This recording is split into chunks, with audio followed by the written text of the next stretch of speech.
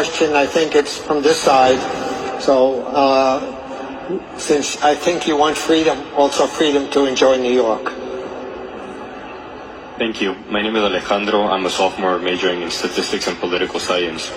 Your Excellency, as you have rightly emphasized on the lines of climate change, Nepal, despite being landlocked, is intricately connected to the global environmental ecosystem, including the oceans.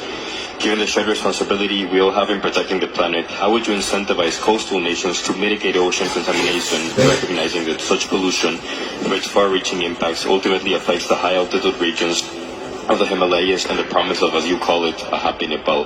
What diplomatic or multilateral approaches might Nepal advocate for to ensure that the preservation of the oceans becomes a collective priority, given its vital link to the mountains of Nepal and climate change all around the world? That's a large question, so I'll leave it to you to answer as you wish. Yeah.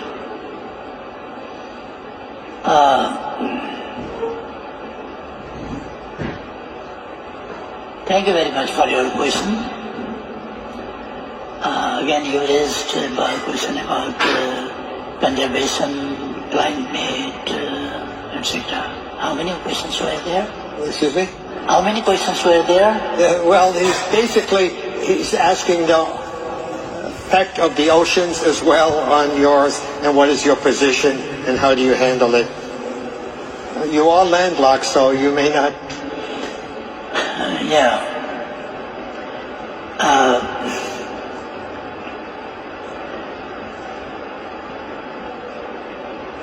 Ours is a diversified country. Very, very natural diversity, geographical, biological, botanical, social, different type of diversities are there. Mount Everest and other mountains, more higher than 8,000 meters, higher than 8,000 meters. There are some 14 peaks, more than 8,000 meters altitude. There are peaks, but we talk about one range, then there are 800 meters, 8 mountains, more than 800 meters, 8,000 meters altitude. So it's unique. And similarly, there are diversities among the animals, grasses, plants, etc. And animals, fishes, birds, everything. We are conscious about to protect those animals. We have elephant, rhino, and so on. We have donkeys, yaks, etc. at the hilly areas. In the mountain areas, we have elephants and yaks, etc., gandas, etc.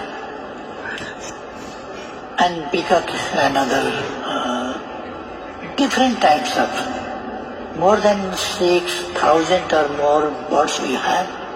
Similarly, varieties of fishes, varieties of animals, and it makes ecosystem, and it makes real nature. It makes the nature. Where we can see, we can observe the nature. And we can see not only the beauty of nature, but